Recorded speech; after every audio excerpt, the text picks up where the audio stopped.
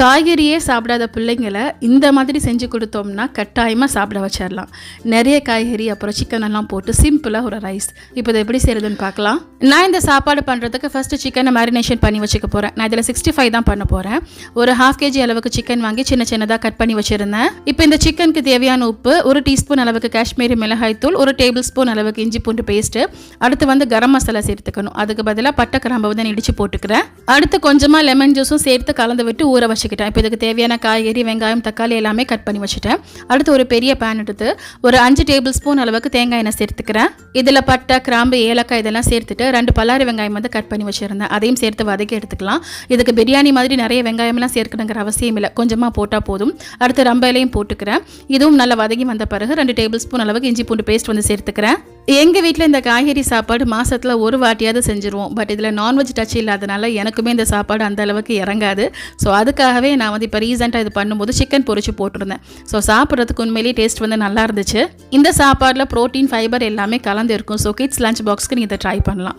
So இந்த இஞ்சி பூண்டு பேஸ்ட் வதங்கின பிறகு 2 தக்காளி பழம் கட் பண்ணி போட்டிருந்தேன். அதுவும் நல்லா வதங்கி வந்த பிறகு காய்கறி சேர்த்துக்கணும். நான் கேரட்டு, பீன்ஸு, உருளைக்கிழங்கு இவ்வளவும் சேர்த்துருக்கேன்.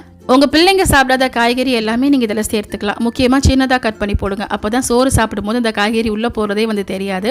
இப்போ இதில் கொஞ்சமாக மஞ்சள் தூளும் நம்ம வீட்டில் யூஸ் பண்ணுற குழம்பு தூளும் நான் சேர்த்துருக்கேன். நான் என் மகளுக்காக காரம் ரொம்ப கம்மியாக தான் சேர்த்துருக்கேன். உங்களுக்கு வேணும்னா நீங்கள் இன்னும் அதிகமாக சேர்த்துக்கலாம். இப்போ இதில் தேவையான அளவுக்கு தேங்காய் பாலையும் சேர்த்துட்டு உப்பு போட்டிருக்கேன். நான் இன்றைக்கி நம்ம எப்பவும் வீட்டில் யூஸ் பண்ணுற சாப்பாட்டு அரிசி தான் எடுத்திருக்கேன். ஸோ 1 கப் அரிசிக்கு 3 கப் அளவுக்கு தேங்காய் பால் நான் அந்த கணக்கில் தான் சேர்த்துருக்கேன். ஸோ இது நல்லா கொதிச்சு வந்த பிறகு நம்ம அரிசியை சேர்த்துட்டு மூடி போட்டு ஸ்லோ ஃபயரில் 3/4 மணி நேரம் வச்சுக்கணும். நீங்கள் இதில் பாஸ்மதி அரிசியும் சேர்த்துக்கலாம். பட் நம்ம வீட்டில் யூஸ் பண்ணுற பொன்னி அரிசி தான் நான் எப்போவுமே இதில் சேர்த்துக்குவேன்.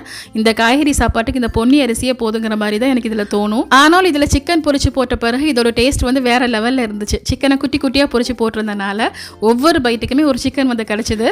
சொல்லப்போனால் அன்றைக்கி நான் சேர்த்த சிக்கன் கொஞ்சம் காணாது.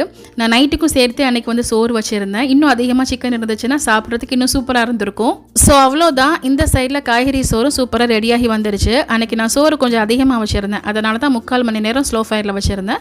நீங்கள் கம்மியாக வைக்கிறீங்கன்னா ஒரு 1/2 hour கூட போதும். இப்போ சோறு எல்லாம் கொஞ்சம் கிளறி விட்ட பிறகு நம்ம பொரிச்சு வச்சுருந்த சிக்கனையும் மேலே சேர்த்துட்டு மல்லியில போட்டுக்கலாம். ஸோ அவ்வளோதான், இந்த மெத்தடில் ட்ரை பண்ணி பாருங்கள். செம்ம சூப்பராக இருக்கும். உங்கள் கிட்ஸ்மே ரொம்ப விரும்பி சாப்பிடுவாங்க. ட்ரை பண்ணி பார்த்துட்டு உங்கள் ஃபீட்பேக் மறக்காமல் கமெண்ட்டில் சொல்லுங்கள். தேங்க்யூ.